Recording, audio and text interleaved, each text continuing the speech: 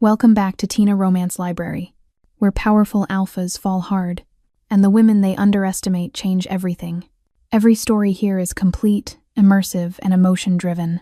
No cliffhangers, no rushed endings, just full romances you can sink into. Today's story? It starts with a clumsy archive assistant, Alara, spilling wine on the terrifying Lycan King's boot. She expects execution instead. He kneels down to ask her name. And apparently his 300-year-old wolf has decided she's the one, even if she needs written instructions for her first kiss. Now the most dangerous creature in the realm is practicing smiling in mirrors, growling at friendly merchants, and proving that sometimes the greatest love stories start with ruined footwear and a man who doesn't know how to sit his wolf down. So if you love possessive alphas, strong heroines who don't beg, slow burn tension, emotional payoffs, and stories that actually finish, you're in the right place. I need you to join the pack right now by subscribing. Leave a like if you enjoy immersive romance. And settle in, because once the story begins, we don't stop until the ending. Now, let's get into it. I never thought my first kiss would be a declaration of war. But there I was, standing in the grand ceremonial hall of the Shadow Peak Court, surrounded by alphas who could snap me in half without breaking a sweat, staring up at a man who wasn't just a man at all, Gerald Thornridge, the Lycan King. 7 feet of raw, terrifying power wrapped in expensive black fabric that did absolutely nothing to hide what he really was underneath. A predator, the apex of our world. The kind of creature mothers whisper about to keep their children in line at night. And I just told him I'd never been kissed. My heart was hammering so hard I could feel it in my throat, in my fingertips, in the soles of my feet pressed against cold marble floor. I'd stood on my toes just to get the words close enough to his ear, because even in a room full of supernatural hearing, some confessions feel too intimate to share with the world. The height difference between us should have been comical, should have made me feel small, insignificant, like a sparrow trying to negotiate with a hawk. But the way he'd bent down to listen, the way his entire massive frame had curved toward me like I was the only thing in the room that mattered, that didn't make me feel small at all. It made me feel seen. 300 years he'd ruled, 3 centuries of blood and conquest and legend. They said he'd torn apart the rebellion in the northern territories with his bare hands. They said he'd walked through fire during the scorching wars and come out without a single burn. They said a lot of things about Gerald Thornridge, actually, that he was merciless, that he was brilliant, that he was completely incapable of anything resembling human emotion, that his heart had calcified into something hard and cold the day he'd lost his first mate to assassination, and that he'd never, ever let anyone close again. But right now, in this moment, with his silver eyes locked on mine and something dangerous and gentle moving behind them, he didn't look incapable of emotion at all. He looked hungry. Not in the terrifying way I'd expected. Not like he wanted to devour me and leave nothing behind. No, this was different. This hunger was patient, deliberate, the kind that knew exactly what it wanted and was willing to wait, to savor, to take its time unwrapping something precious. "Good," he'd said, and his voice had dropped to something barely above a whisper, something that vibrated through my bones and settled low in my stomach. "Then we'll start slow." The entire hall had gone silent. Not the comfortable silence of people simply listening, the suffocating silence of 300 supernatural beings collectively holding their breath. Because what was happening here wasn't supposed to happen. Not to someone like me. Not with someone like him. I was nothing. A low-ranking Omega from a forgotten pack on the edge of kingdom territory. I had no title, no power, no remarkable gifts. I was so unremarkable that when I'd received the summons to attend the king's gathering, my own family had laughed. They'd actually laughed, assuming it was some kind of clerical error, that surely the royal courier had mixed up names or addresses. But there had been no mistake, and now I understood why. My name is Alara Vale, and up until 3 weeks ago, the most exciting thing that had ever happened to me was finding an intact first edition of Chronicles of the Moon Court in the Palace Library's discard pile. That's the kind of life I led. Quiet, forgettable, the sort of existence that leaves no footprints. I'd been orphaned at 7 when a rogue attack decimated my birth pack. No one important died, just farmers and tradespeople, the kind of wolves who kept the kingdom running but never made it into history books. I'd been shuffled through the foster system, pack to pack, never quite belonging anywhere. Too quiet, too plain, too Omega. By the time I turned 18, I'd learned to make myself useful in ways that didn't require being noticed. I cleaned. I organized. I appeared when needed and vanished when I wasn't. For the last 2 years, I'd worked in the royal palace, not in any prestigious capacity, mind you. I wasn't a lady's maid to some important dignitary or a personal assistant to a high-ranking official. I worked in the archives, the forgotten basement levels where centuries of pack records and territorial agreements gathered dust. It was perfect for someone like me. Books didn't care that I was unremarkable. Documents didn't judge my Omega status or my lack of connections. I was invisible, and I'd made peace with that. Or at least, I thought I had. The moon convergence changed everything. It happened once every 5 years, a massive gathering of every significant pack in the realm. Alpha families brought their strongest warriors, their most eligible daughters and sons, their most impressive displays of wealth and power. It was part political summit, part supernatural trade show, part elaborate mating market. The palace transformed into something out of a fever dream, banners in every pack color hanging from vaulted ceilings. The great hall packed with wolves whose presence alone made the air feel electric and dangerous. I wasn't supposed to be there. Not really.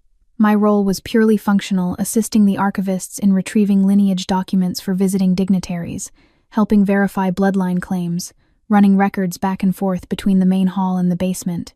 I was a ghost, a shadow, someone who moved through crowds without disrupting them. Except Gerald Ironfang noticed me. I still don't understand how. The man had literally hundreds of people vying for his attention, powerful alphas seeking alliances, unmated females from prestigious bloodlines positioning themselves strategically, advisors briefing him on territorial disputes. The Lycan king didn't have time to notice archive assistants, but he did. It started small. I'd been crossing the great hall head down, arms full of record scrolls, trying to navigate the crush of bodies without bumping into anyone important when I felt it. That prickle on the back of your neck that means someone's watching. I'd looked up, just for a second, and found silver eyes locked on me from across the room. Gerald Ironfang, the Lycan king himself, staring directly at me. I'd frozen, actually frozen, like a rabbit that's just spotted a wolf, which, technically, I suppose I was. He stood head and shoulders above everyone around him, his presence so overwhelming that people unconsciously gave him space, even in the crowded hall. Dark hair pulled back in a style that somehow managed to be both refined and savage. Features carved from granite and shadow. And those eyes ancient, knowing, the color of moonlight on steel. He'd watched me for exactly 3 heartbeats. Then someone had approached him with urgent business, and the moment shattered. I'd convinced myself I'd imagined it, that he'd been looking past me at something else, that my lonely, romance-starved brain had manufactured the intensity of that gaze. But then it happened again, and again. Over the next 2 days, I'd catch him watching me. Not obviously, Gerald Ironfang was far too controlled for obvious, but I'd feel that pull, that magnetic awareness, and I'd glance up to find his attention on me even while he discussed treaty negotiations or settlement disputes. It made no sense. I wasn't beautiful, not like the high-ranking females who paraded past him in designer gowns with strategic necklines. I wasn't powerful or connected or remarkable in any way. I was just me. What I didn't know, what I couldn't have known, was that Gerald's wolf had gone completely still the first time my scent reached him. Lavender and old books and something underneath that his beast recognized on a level that bypassed thought entirely. While his human mind cataloged political maneuvers and alliance opportunities, his wolf had been tracking one small omega across the great hall with singular, absolute focus. My heartbeat, he'd told me later, was the first calm thing he'd heard in decades. Everything in his world was aggression and dominance and the constant hum of predatory tension. But my heart steady, unhurried, unafraid cut through the noise like a bell. His wolf knew before he did.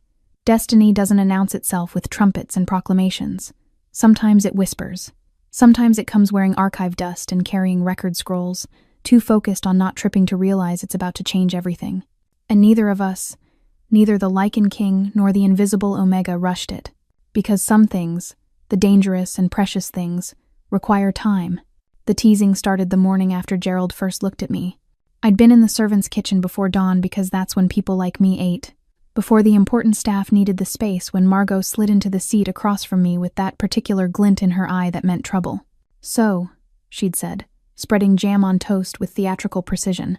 "Saw the king watching you yesterday." My spoon had clattered into my porridge. He wasn't... Oh, he absolutely was. Finn joined us, stealing Margot's toast and earning himself an elbow to the ribs. He was one of the stable hands, all easy grins and zero filter. Whole betting pools started in the barracks. Marcus thinks you'll faint if he actually speaks to you. I've got 5 silver on you, dropping whatever you're holding. There's a betting pool? My voice came out strangled. Alara. Margot reached across and patted my hand with exaggerated sympathy. Sweetheart, you're 23, and you've never even been kissed.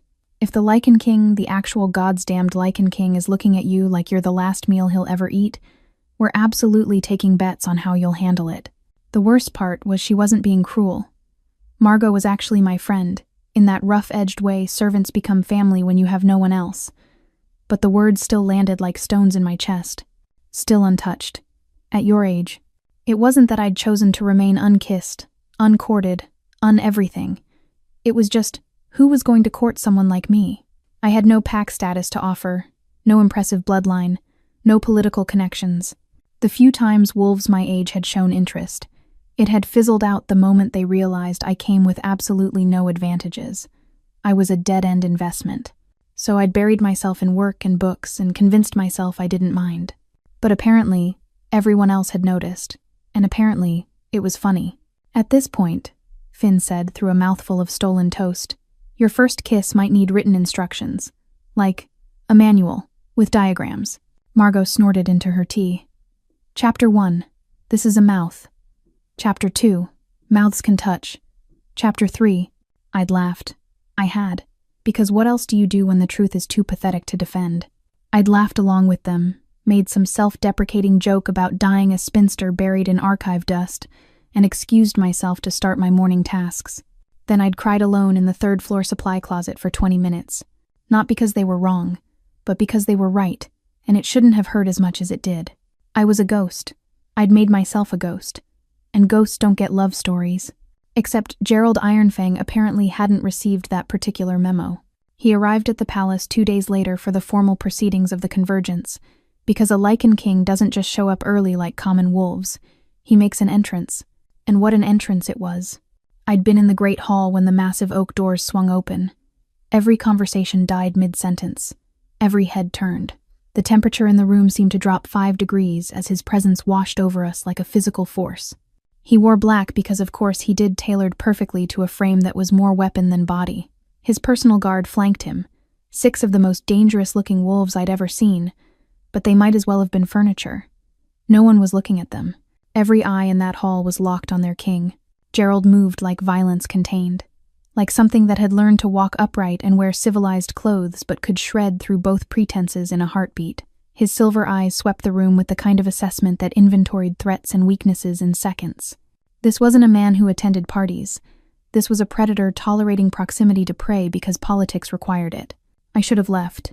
I'd been supposed to deliver a set of territorial maps to the Chancellor's office, and then vanish back to my basement. But I'd been trapped on the wrong side of the hall when he entered, and now moving would draw attention I absolutely did not want. So I'd pressed myself against the wall and tried to remember how to breathe quietly. The formal reception line formed high-ranking alphas and their families positioning themselves to greet the king, each interaction a careful dance of respect and posturing. I watched from my corner, fascinated despite myself. Gerald's responses were economical, controlled. A nod here, a few words there. Nothing extra, nothing wasted.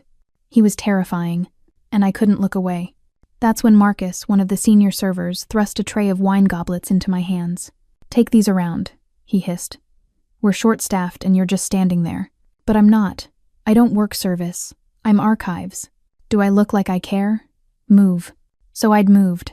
Because that's what people like me did. We moved when told to move, spoke when spoken to, existed in whatever capacity made us useful. The tray was heavier than I'd expected. Crystal goblets filled to the brim with blood wine, the expensive stuff they only served to visiting dignitaries. My hands started shaking about 30 seconds in. I'd never done server work. I'd spent 2 years perfecting the art of not being noticed, and now I was supposed to weave through crowds of important wolves offering them drinks.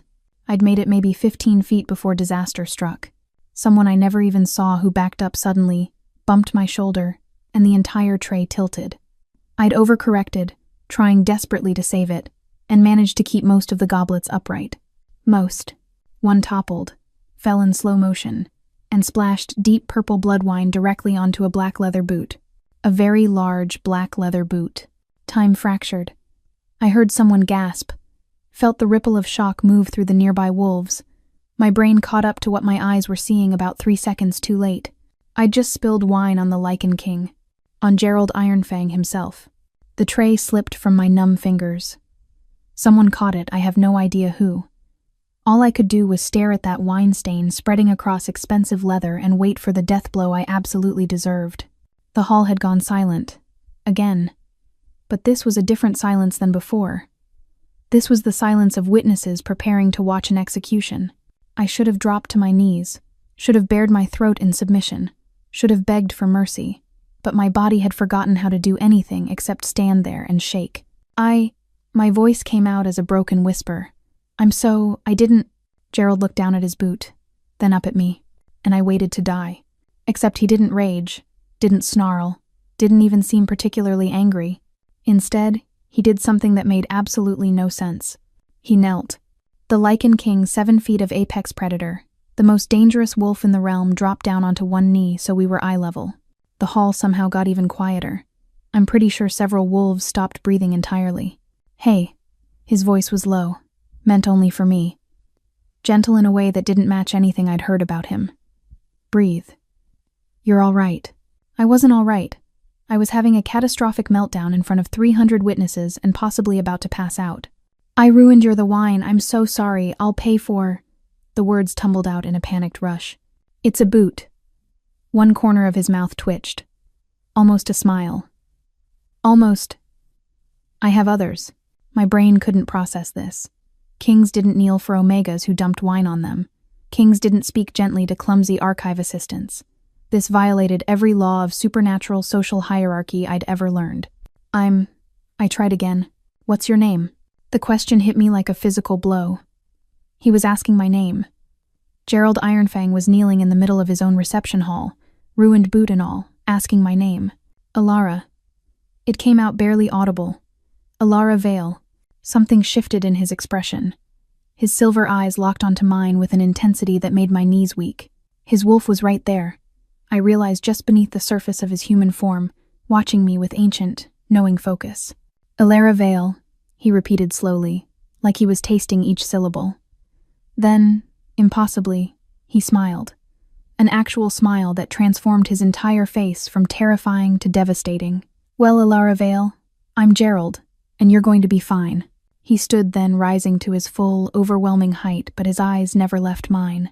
In fact, he said, loud enough now for the room to hear, you're going to tell me your favorite thing about working in this palace. I blinked. What? Your favorite thing. Everyone here has one. What's yours? Was this a test? A punishment disguised as conversation? I couldn't tell, but something in his expression seemed genuinely curious. The archives, I stammered. The old records. Some of them are centuries old and they're falling apart, but they tell these incredible stories about how the kingdom was built, and I've been trying to preserve them, but there's only me and... I cut myself off, horrified.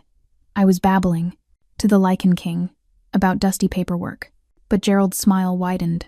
Show me, he said simply. I'm sorry. Your archives. After this reception ends, show me what you've been working on. It wasn't a request, but it wasn't exactly a command either. It existed somewhere in between, an invitation that felt like a gift, and everyone in that hall heard it. The invisible Omega had just been personally requested by the Lycan King himself. The archives were not designed to impress anyone. 3 levels below the main palace, accessed through a narrow stone staircase that smelled perpetually of damp and old paper.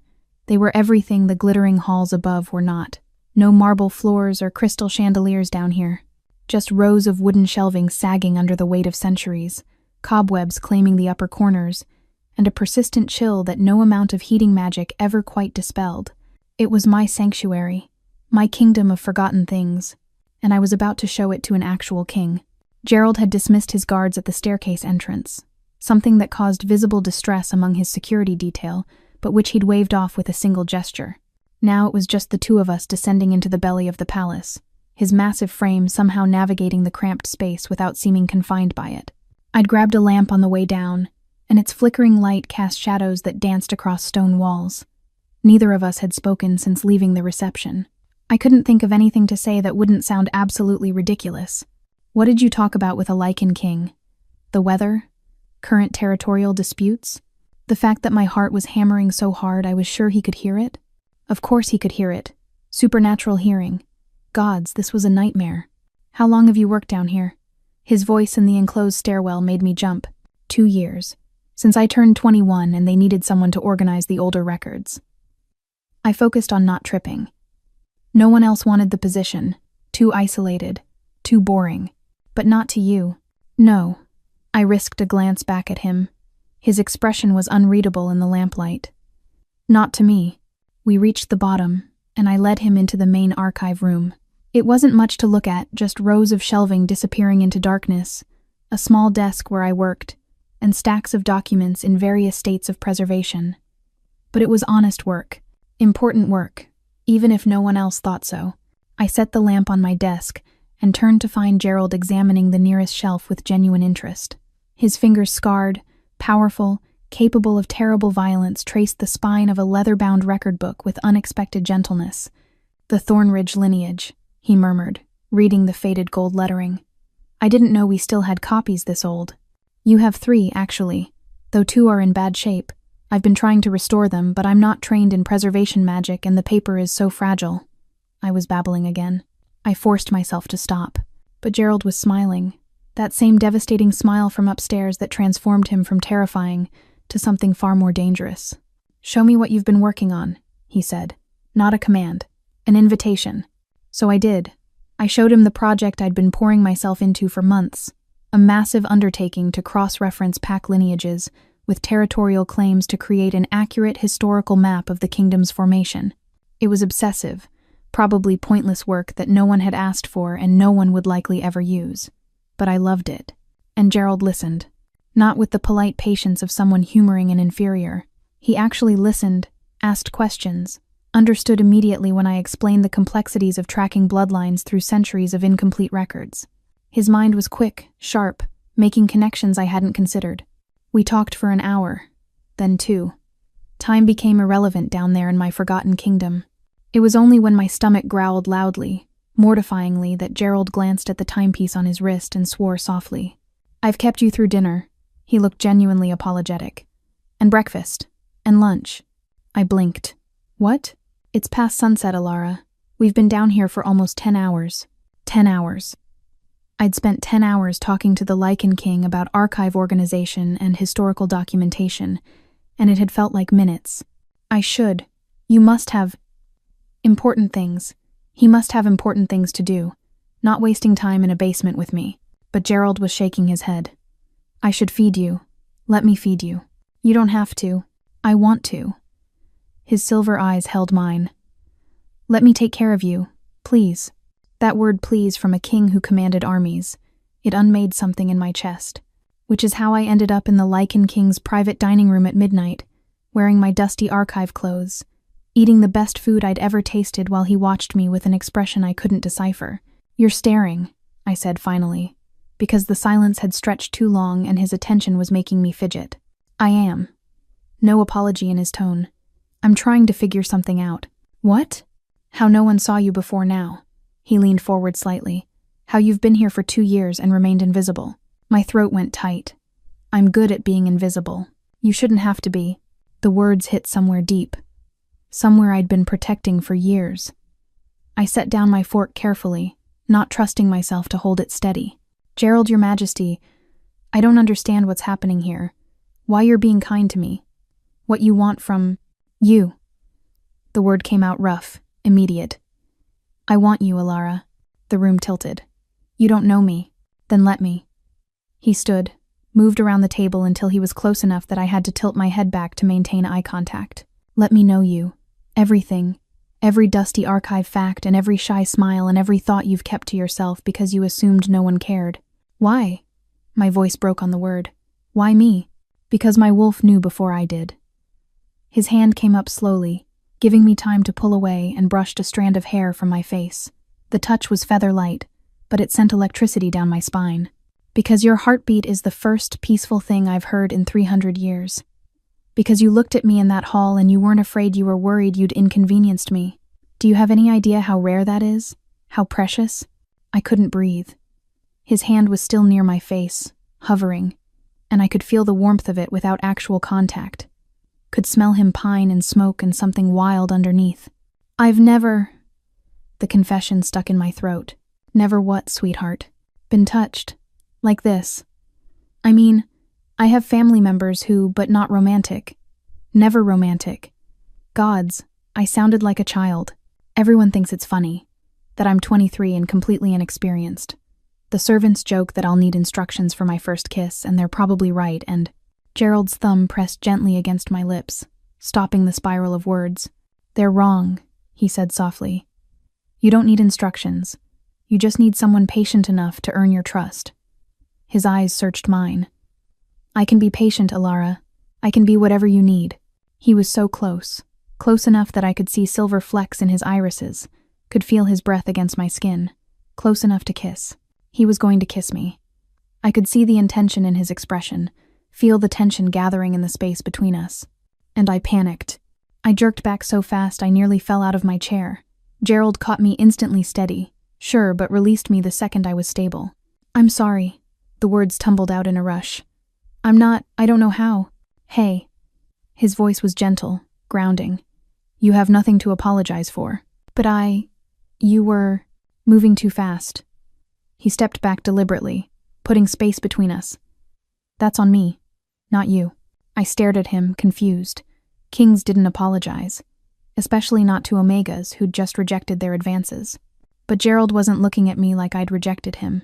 He was looking at me like I was something breakable that he needed to handle with care. We don't rush what matters, he said quietly. And you, Alara Vale, matter more than you know. The mockery started the morning after Gerald's private dinner invitation became palace gossip. I'd been retrieving records from the upper archive when I heard them 3 noblewomen from the visiting delegations, their voices carrying through the corridor with that particular carelessness of people who don't expect to be overheard by anyone who matters. Did you see her? The little archive mouse he's been dragging around? I heard she spilled wine on him and he was so amused by her clumsiness he decided to keep her as a pet. Laughter. Cruel, tinkling laughter that wrapped around my ribs and squeezed. A pet, that's generous. I was thinking more along the lines of charity case. You know how some powerful men they develop these little savior complexes. Give it a week and he'll remember she has nothing to offer and move on. If she's even still intact. Though honestly, who would have wanted her before? No pack, no status, no prospects. The Lycan king is probably the first male to look at her twice, and she's so desperate she's convinced herself it's fate. I should have walked away. Should have retreated back to my archives and pretended I hadn't heard. But my feet had rooted to the floor, and I'd stood there like an idiot listening to them dissect every insecurity I'd ever had. The king doesn't court Omegas. The first voice continued with absolute certainty. He uses them when convenient, and discards them when they become boring. She'll learn. I'd made it back to the archives before the tears came. Had buried myself in the furthest corner of the stacks where no one ever ventured, and let myself break down quietly because even my crying needed to be invisible. They were right. Of course they were right. What had I been thinking? That a king, the Lycan king, would actually want someone like me? That his interest was anything more than momentary amusement? I was a ghost. Ghosts didn't get love stories. Except Gerald apparently had other ideas. The council meeting happened 3 days later. I only knew about it because Margot heard from one of the senior advisor's assistants who'd been taking notes. 5 council members had formally requested an audience with Gerald to discuss his inappropriate associations. They'd used those exact words, inappropriate associations, like I was a communicable disease he'd contracted. The primary concern, according to Margot's breathless recounting, was that the Lycan king was spending an unseemly amount of time with a low-ranking Omega of no political value, when he should be considering advantageous matches with high-born females from powerful bloodlines. They actually presented him with a list, Margot said, her eyes wide with scandalized delight. 12 suitable candidates, complete with family trees and political benefit analyses. My stomach had dropped straight through the floor. What did he say? Told them if they brought him another list he'd use it to light his fireplace. She grinned, then apparently went into this very calm, very terrifying explanation of exactly how he planned to conduct his personal life, and how it was none of their concern. Said if they had time to worry about who he ate dinner with, he'd find them more pressing matters to occupy their attention. I should have felt relieved, should have been grateful. Instead, I felt sick, because they weren't wrong. I brought nothing to the table. No alliances, no political advantages, no benefit to the kingdom. If Gerald chose me, if this was even heading in that direction, it would be a purely selfish choice. And kings didn't get to be selfish. The public insult came at the next formal gathering. Alpha Cornelius Blackmore from the Northern Territories, a massive wolf known for his traditional views and short temper, had apparently decided my presence offended him personally. I'd been standing near the refreshment table, trying to be invisible as usual, when his voice cut across the conversation. "Tell me, little Omega." He'd addressed me directly, and every nearby conversation stopped. "What exactly do you do here besides warm the king's bed?" The room went silent. Utterly, completely silent. I felt my face burn, felt every eye turn toward me, felt the weight of humiliation crush down on my shoulders. "I work in the archives," I managed, keeping my voice steady through sheer force of will. "Historical documentation and preservation." "Ah, yes. Very important work, I'm sure." His tone dripped condescension. "Though I wonder if you're quite as dedicated to preserving documents as you are to climbing above your station through calculated seduction."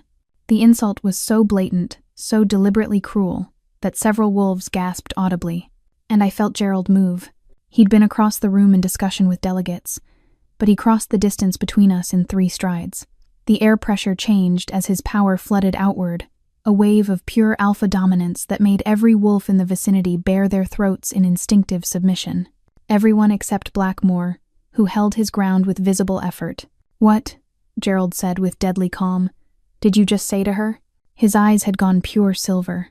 His wolf was right there at the surface, barely contained. I could see his hands flexing, not quite forming fists, but close. Could feel the violence gathering in him like a storm about to break. Blackmore was powerful. Old blood, strong pack, centuries of territorial dominance. But facing Gerald Ironfang in protective fury, he looked suddenly, starkly aware of how outmatched he was. "I merely stated the obvious," Blackmore said, but his voice had lost some of its conviction. "That a low-ranking Omega has no business." Gerald moved so fast he blurred. 1 second he was beside me. The next he had Blackmore by the throat, lifted partially off the ground, every predatory instinct in his body screaming for blood. "Gerald." My voice came out small but clear. "Please don't." He didn't look at me. His attention was locked on Blackmore, whose face was beginning to purple. "Gerald. Firmer this time. Please, don't hurt him. He insulted you." The words came out as a growl more wolf than man.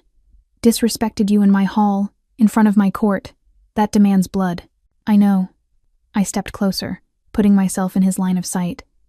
"But I don't want to be the reason you become someone you hate. Please." That got through. His eyes finally shifted to me, and I watched him struggle for control. Watched his human mind wrestle his wolf back from the edge. "He deserves." "Maybe. But I'm asking you not to." For me, the words hung in the air between us. A request, a boundary, a test of whether he truly meant what he'd said about giving me choice. Gerald held my gaze for 5 long heartbeats. Then, slowly, deliberately, he released Blackmore, who collapsed, gasping to the floor. "You have 5 seconds to leave my sight," Gerald said without looking away from me, "before I change my mind." Blackmore scrambled away. The crowd parted for him like water. And Gerald just stood there, breathing hard, his hands shaking with the effort of restraint. "Thank you," I whispered. Something shifted in his expression. The fury drained away, replaced by something raw and wondering. "You stopped me," he said quietly. "You actually stopped me. You let me stop you." "Yes," his voice held amazement. "I did." The council, I learned later, had been stunned into silence. Several members had apparently revised their objections on the spot, realizing that an Omega who could talk the Lycan King down from justified violence might actually be more of an asset than a liability. But Gerald didn't care about their opinions anymore. He'd made his choice, and he began courting me properly, not with grand gestures or expensive gifts, but with time, with attention, with deliberate, careful pursuit that respected every boundary I set. He took me on walks through the palace gardens, pointing out plants from different territories and telling me stories about the kingdoms they came from. We had breakfast together in quiet corners of the library, where he'd ask about my archive projects and actually remember the details from conversation to conversation. He made me laugh. Gods, he made me laugh. This ancient, terrifying king had a dry sense of humor that caught me off guard, and a surprising amount of self-awareness about his own absurdity. I practiced smiling in the mirror last night, he'd admitted one morning over tea. I'd nearly choked. You what? Smiling. I wanted to make sure I wasn't. Alarming when I did it. He'd looked genuinely concerned. Was I alarming? Gerald, you don't need to practice smiling. My captain of the guard screamed when I tried it on him. I dissolved into helpless laughter while he watched with bemused satisfaction. But he was also possessive in ways that were both flattering and slightly ridiculous. We'd been in the market district. Gerald insisted on showing me the imported bookshop, when a young merchant smiled at me while offering samples of honeyed nuts. The growl that rumbled through Gerald's chest was audible from 10 feet away. The merchant went pale and backed away so fast he nearly knocked over his display. "Tell your wolf to sit," I said without looking at Gerald. A pause, then sheepishly, "He doesn't know how." "Then teach him. That poor man was just being friendly. He was looking at you. People do that sometimes. It's called normal social interaction." Another growl, quieter this time. I turned to face him fully. "Gerald, you cannot growl at every male who acknowledges my existence." "Can't I?" "No." He considered this with the seriousness of someone weighing grave political implications. "What if I do it quietly?" Despite everything, I smiled. "You're ridiculous. I'm in love with you," he corrected. "There's a difference." And just like that, standing in a crowded market with the smell of spices and baked bread all around us, Gerald Ironfang told me he loved me for the first time. The letter arrived on a Tuesday. I'd been cataloging territorial dispute records from the 1800s, when Margot appeared in the archives, breathless and carrying a sealed envelope that looked like it had been through a war.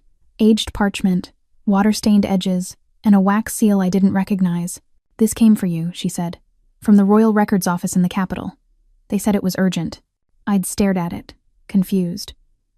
The Royal Records Office dealt with bloodline verification and lineage documentation, official business that had nothing to do with a no-name archive assistant. "Are you sure it's for me? Has your name right there?" She pointed to the careful script. "Alara Vale. What do you think it is?" I'd broken the seal with shaking hands. What I found inside unmade everything I thought I knew about myself. My mother's name was Cassandra Vale. I'd known that much. It had been on the fostering paperwork when I'd been shuffled through the system as a child. But that was all I'd known. No pack affiliation, no family history, nothing that explained where I'd come from or why I'd ended up alone. The letter explained everything. Cassandra Vale had been human, fully human. A diplomatic translator who'd worked for the council during the integration wars, that bloody, brutal period 70 years ago, when humans and Lycans had nearly destroyed each other before finding tentative peace. She'd saved 12 Lycan prisoners from execution, had used her position and her language skills to smuggle them out of human detention centers, risking her own life repeatedly, had advocated so fiercely for peace that both sides had eventually listened, and she'd fallen in love with one of those prisoners, my father, a Lycan from a minor pack who died in the final battles before peace was achieved. I'd been born 6 months after the war ended, half human, half Lycan, a living bridge between two worlds that had barely learned to coexist. My mother had died when I was 7, not in a rogue attack like I'd been told. She'd contracted an illness that human medicine could have cured easily, but she'd been living in Lycan territory and refused to leave the community she'd fought so hard to protect. By the time anyone realized how sick she was, it was too late. The fostering system had buried my lineage, had labeled me Orphaned Omega, unknown pack affiliation, because my heritage was complicated, and no one wanted to deal with complicated. I'd spent 16 years believing I was nothing. I was the daughter of a hero. I'd sat there in my dusty archives, holding that letter, and cried for a mother I barely remembered and a legacy I'd never known I carried. Gerald found me 2 hours later, still sitting on the floor surrounded by documents. "Alara?" He'd crossed to me immediately, kneeling beside me with concern written across his features. "What happened? What's wrong?" I'd handed him the letter without speaking. I watched his face as he read, watched his expression shift from confusion to understanding to something that looked like wonder. "Your mother was Cassandra Vale," he said quietly. "The Cassandra Vale, the translator who ended the integration wars. You knew her?" "Of her. Every Lycan alive knows her name. She saved my people when we were hours from genocide." His eyes met mine with new intensity. "You're her daughter." "I'm half human," I corrected. "That's why I'm weak, why I can't shift properly, why I have no pack standing." You're not weak. His voice carried absolute conviction. You're a bridge between worlds, Alara. You carry both legacies, human resilience and Lycan strength. That's not weakness. That's extraordinary. I wanted to believe him, but 16 years of being told I was less than, that I didn't measure up, that I would never be enough, those voices were loud. The council won't see it that way, I said softly. They already think I'm unsuitable. Gerald's jaw tightened. Then they're fools. But I was right. The emergency council session was called the following morning. I wasn't supposed to know about it. These meetings were private, restricted to council members and the king. But Margot had her sources, and those sources had been very clear about the agenda. They were demanding Gerald choose a proper mate, a full-blooded Lycan from a strong bloodline, someone who could produce powerful heirs and strengthen political alliances. Someone who wasn't me. They're giving him a list, Margot reported grimly. Again, 12 candidates, all highborn, all alpha or beta bloodlines, all politically advantageous. My hands had gone numb. What did he say? Haven't heard yet. Meeting's still going. I'd spent the next 3 hours in my archives trying to work and failing completely. Every few minutes I'd catch myself staring at nothing, imagining Gerald in that council chamber, surrounded by reasonable arguments about why I was a terrible choice. Because they were reasonable. That was the worst part. A king needed a strong mate, needed political alliances, needed heirs that would unite the kingdom, not complicate it. What I could offer paled in comparison. The door to the archives crashed open hard enough to crack plaster. Gerald stood in the doorway, breathing hard, his eyes blazing silver. Behind him, I could hear raised voices, council members who'd apparently followed him down here. Tell them, he said without preamble. Tell them what you told me about strength. I blinked, confused. What? When Blackmore insulted you. You stopped me from killing him. Tell the council why. 3 council members appeared behind him, looking outraged at being led on this chase through the palace. Your Majesty, this is highly irregular. Tell them, Alara. Gerald's attention never wavered from me. Please. I stood slowly, my heart hammering. 3 of the most powerful wolves in the kingdom were staring at me, and I was supposed to, what? Defend myself? Explain why I deserved their king? I told him not to hurt Blackmore, I said carefully, because I didn't want him to become someone he'd hate. Violence would have been justified, expected even, but easy violence. Violence without thought or restraint. I swallowed hard. That's not strength. That's just power being wielded carelessly. Exactly. Gerald turned to face the council members. You want to know why I choose her? Because she understands something you've forgotten. Strength is not volume. It's not dominance or force or the ability to crush opposition. Strength is restraint. It's choosing compassion when violence would be easier. It's protecting the weak instead of exploiting them. It's building bridges instead of burning them. He moved to stand beside me, not in front of me, shielding me from their judgment, but beside me, equal. Alara's mother ended a war with words when both sides only knew weapons. She chose understanding over hatred, cooperation over conquest. And her daughter carries that same strength, the kind that builds kingdoms, instead of merely ruling them. His voice carried absolute authority. You think I need a mate who can fight beside me in battle? I have warriors for that. I need a mate who can fight beside me for peace, who can show our people that strength comes in forms they've forgotten to value. Councillor Thorne, the eldest and most traditional of them, shook his head. She's half human. The bloodline is diluted. Any heirs would be bridges, Gerald interrupted, like their mother, capable of understanding both sides of their heritage, able to unite our people in ways pure bloodlines never could. He paused. Or did you forget that the integration wars nearly destroyed us, that humans outnumber us 10 to 1, and only our peace treaty keeps us safe? Alara isn't a weakness. She's our future. The silence that followed was deafening.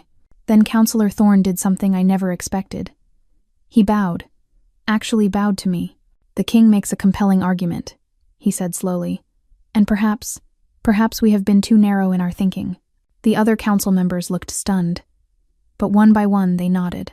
Gerald waited until they'd left before turning to me with an expression I couldn't quite read. I meant every word, he said quietly. But I need you to understand something, Alara. I can declare you my choice to the kingdom.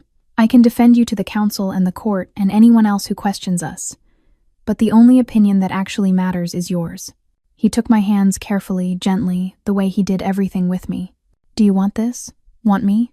Because if the answer is no, if any part of you is choosing this out of obligation or fear or because you think you owe me something, then we stop. Right now, no consequences, no hard feelings. You go back to your archives and your work, and I go back to being just the king who appreciated your company. His thumbs brushed across my knuckles. But if the answer is yes, if you want to try this, build this, see where this goes, then I'm yours. Completely. No pressure, no expectations beyond what we both agree to. Just us. Learning each other. Growing together. He was giving me a choice. Real choice. With no wrong answer. I'm terrified, I admitted. I don't know how to be what you need. What the kingdom needs. Neither do I. He said with a small smile. I've been winging it for 300 years. We'll figure it out together. I've never done any of this. Never been courted. Never been in love. Never. Then we'll start slow, like I promised. He raised my hands to his lips, pressed a gentle kiss to my knuckles. What do you say, Ilara Vale? Want to take a chance on this ridiculous king? I looked at him, really looked at him. At the hope and vulnerability in his ancient eyes. At the careful way he held my hands like I was something precious. At the future he was offering with no guarantees except his commitment to trying. And I realized something fundamental. I'd spent 16 years being invisible because I'd been afraid of being seen and found wanting. But Gerald saw me. All of me. The shy archive assistant and the bridge between worlds and everything in between. And he wanted me anyway. Yes, I whispered. Then stronger. Yes, I want this. I want you. The smile that broke across his face was worth every moment of fear. The attack came during the moonrise ceremony. It was supposed to be the safest night of the convergence, a sacred ritual where all packs set aside their differences and honored the ancient bond between wolf and moon. No politics, no posturing. Just hundreds of Lycans gathered in the ceremonial clearing under open sky, their wolves close to the surface as the full moon climbed overhead. I'd been standing beside Gerald on the raised platform reserved for the royal delegation. He'd wanted me there, by his side, making a statement to everyone present that I belonged, that I was his choice. The dagger came from the crowd. I didn't see it, didn't have time to process the glint of silver or the trajectory, or anything except Gerald's arm suddenly around my waist, yanking me behind him as something whistled through the space where I'd been standing. The dagger buried itself in the wooden platform with a solid thunk. Silver. Pure silver. The one substance that could truly hurt us, that burned Lycan flesh like acid. If it had hit me half-human, weaker constitution, it would have been fatal. The clearing erupted into chaos. Guards converging on the platform, wolves snarling and searching the crowd for the attacker, delegates shouting over each other, trying to determine what happened. But I only had eyes for Gerald. He'd gone completely still. Not the stillness of calm, but the stillness of a predator locked onto prey. His eyes had bled to pure silver. No iris, no pupil, just molten moonlight. His shoulders were expanding, bones beginning to crack and reshape as his wolf forced its way forward. This wasn't a controlled shift. This was feral rage taking over. Everyone back, one of the guards shouted. The king is shifting. No. The word tore out of me. No, don't leave. Don't let him. But they were already retreating. Already giving him space because a feral Lycan king in the grip of protective fury was a death sentence for anyone nearby. I could feel the power rolling off him in waves, could see his human consciousness drowning under the wolf's need for blood and vengeance. In about 30 seconds, Gerald was going to lose himself completely and tear through this crowd looking for whoever had tried to hurt me. Dozens would die, maybe hundreds. And when he finally came back to himself, surrounded by bodies of innocent wolves who'd been in the wrong place, it would destroy him. Gerald. I grabbed his arm, the one that was already halfway to becoming a massive paw with claws like daggers. The contact burned. His skin was scorching hot with the energy of the shift, and silver dust from the dagger had scattered across the platform, making my palms sting. But I held on. Gerald, look at me, please. He growled a sound that came from somewhere deep and inhuman, that made every wolf in the clearing bare their throats in instinctive submission. Everyone except me. I'm right here. I moved in front of him, putting myself directly in his line of sight, even though every survival instinct I had was screaming at me to run. I'm safe. You saved me. I'm not hurt. His massive hand, still half-shifted, caught between human and wolf, came up to my face. The claws were sharp enough to tear through flesh like paper, One wrong move, one loss of control, and he could kill me without meaning to. I pressed my cheek into his palm. "Breathe with me," I said softly. "Come on, you've done this before. You know how to come back." I breathed in slowly, deliberately. Held it, released it. In, hold, release. Gerald's eyes flickered. Still silver, still feral, but something human moving behind them. Recognition. "That's it. Stay with me. Don't let the wolf take you." I covered his hand with both of mine, ignoring the heat and the danger. "I need you here. Not lost in rage. Here, with me." The growl softened, became something closer to a whine. "I've got you," I whispered. "You're safe. I'm safe. We're both safe." The shift reversed slowly, agonizingly. I watched bones reshape, watched silver bleed back to gray in his irises, watched his breathing slow from panicked snarls to ragged gasps. When he finally collapsed forward, I caught him, or tried to. He was far too large for me to actually support, but I held him anyway as he sank to his knees on the platform, his forehead pressed against my stomach, his arms wrapped around my waist like I was the only thing anchoring him to reality. "You stopped me." His voice was wrecked. "Gods, Elara, I was gone. I was completely gone, and you stopped me." "I wasn't going to let you go," I said simply. "Not for anything." The clearing had gone silent. 300 wolves watching as their feral king knelt before a half-human Omega and shook with the aftermath of almost losing himself. It should have looked like weakness. Instead, it looked like strength. The guards found the assassin 20 minutes later, a hired blade from outside territories, paid by someone who wanted to destabilize Gerald's rule by eliminating his chosen mate. The investigation would take weeks. The political fallout would be massive. But right then, I didn't care about any of it. Gerald had dismissed everyone from his private chambers, guards, advisors, everyone, and locked the door behind us. We were alone for the first time since the attack, and the reality of how close I'd come to dying was finally hitting both of us. "I almost lost you." He paced the length of the room like a caged animal. Inches, Elara. If I'd been a fraction of a second slower. But you weren't. That's not the point. He turned on me and I saw fear in his eyes. Raw, undiluted fear. "You could have died. Because of me. Because being near me makes you a target." "Being alive makes me a target," I countered. "The world is dangerous, Gerald. For everyone. I'm not going to run from you because someone else decided to be evil." "You should." He crossed to me, cupped my face in both hands. "You should run far away from me and this life and everything that comes with it. You should find someone safe and boring who works in an archive and never makes you a target for assassins." "I work in an archive." "Elara, do you want me to run?" I asked quietly. "Is that what you're trying to tell me?" "No." The word came out anguished. "Gods, no. I want to keep you forever. I want to lock you away somewhere safe where nothing can ever hurt you. I want—" He broke off, breathing hard. "What do you want, Gerald?" His thumb traced my cheekbone. "I want to kiss you. I've wanted to kiss you since the moment you told me you'd never been kissed. But especially now, after almost losing you, I need to know you're real, that you're here, that we survived."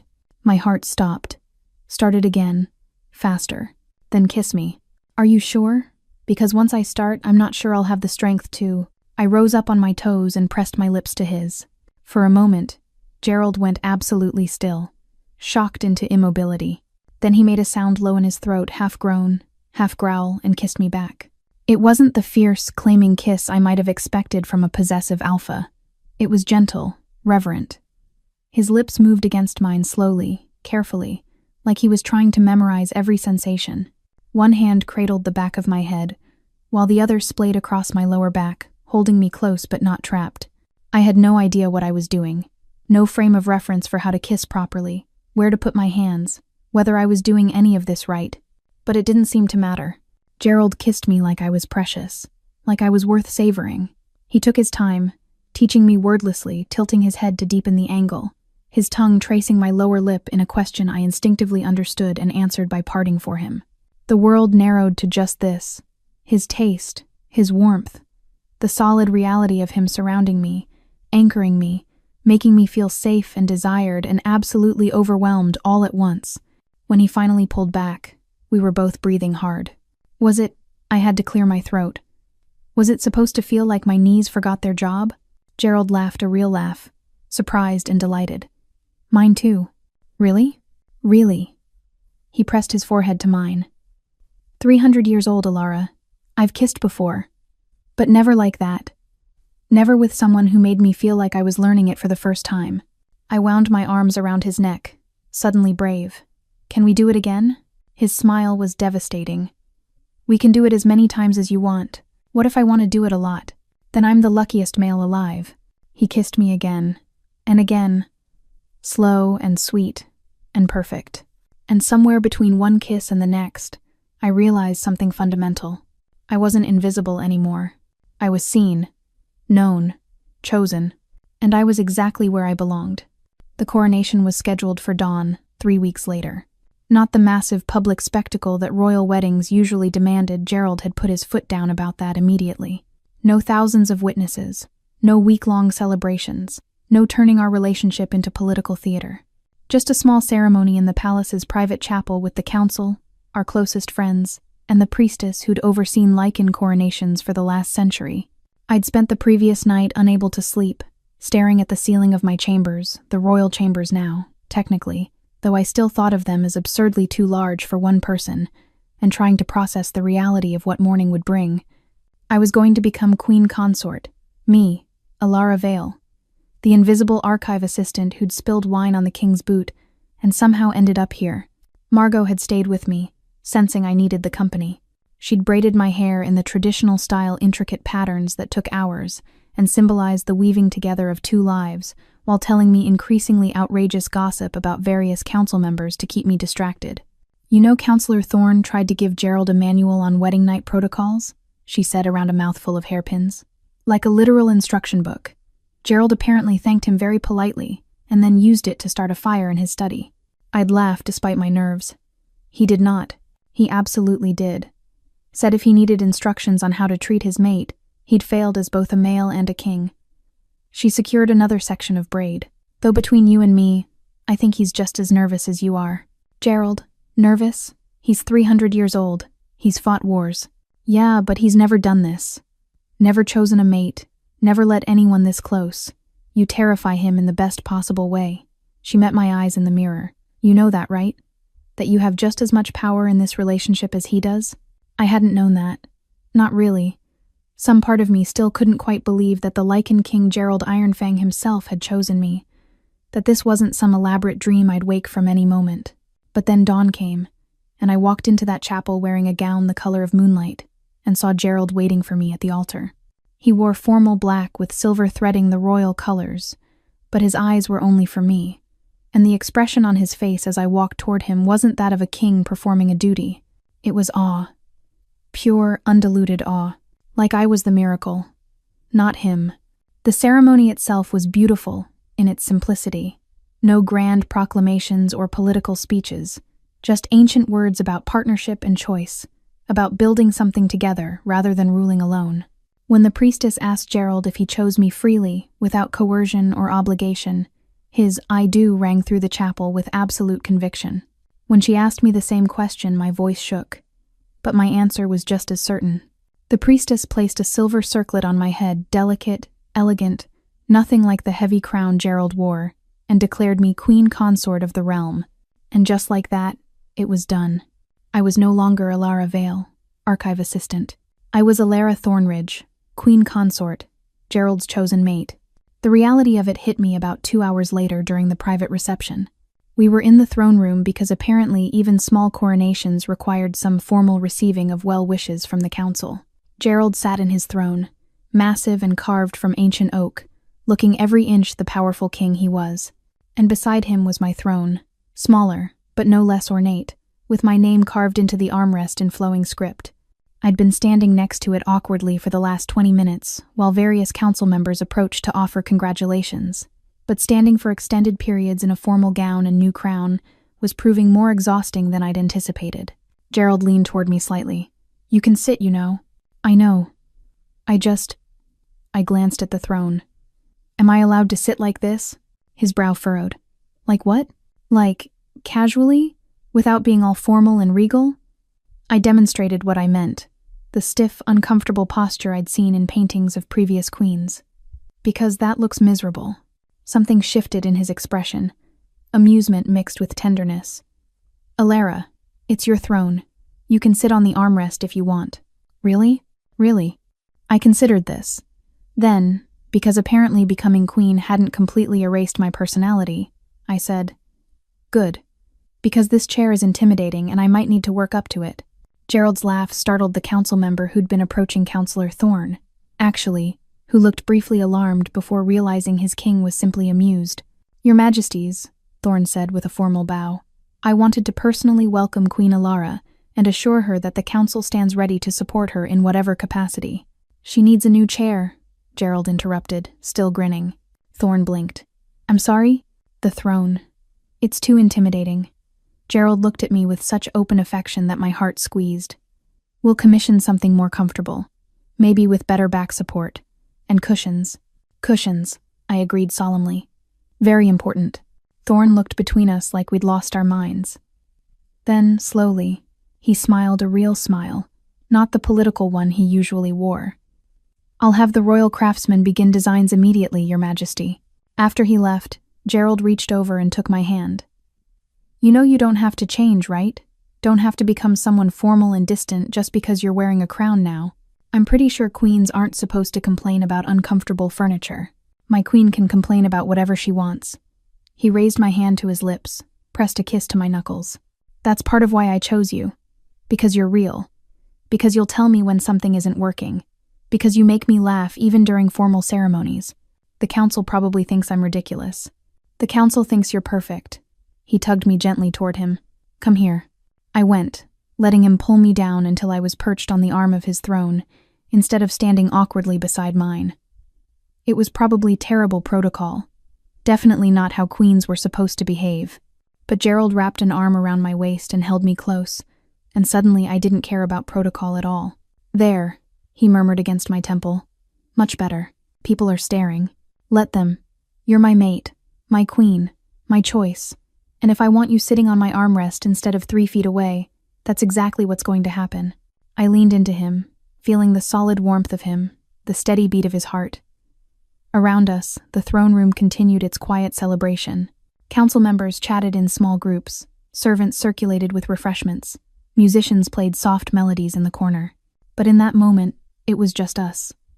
The Lycan king and his archive assistant turned queen. 2 people who'd somehow found each other despite every reason they shouldn't have. "Gerald," I said quietly. "Thank you." "For what?" "For seeing me. When I was invisible." His arm tightened around me. "You were never invisible, love. You just needed someone to look properly." And that was the truth of it, really. The truth I'd carry forward into this new life, this unexpected role, this beautiful future we were building together. I'd spent so long believing I was nothing, that I had nothing to offer, that I would always be the ghost moving through other people's stories. But Gerald had looked at me, really looked, and seen something worth choosing, worth fighting for, worth building a kingdom beside. I wasn't invisible anymore. I was exactly where I belonged. And as the sun set over the palace, painting the throne room in shades of gold and amber, I finally let myself believe it. This was real. This was mine. This was us. And it was just the beginning. Thank you for listening to another emotional, magical shifter romance here on Tina Romance Library. If you enjoyed today's story, don't forget to like the video, subscribe to the channel, turn on notifications, so you never miss more powerful, heart-gripping romance stories.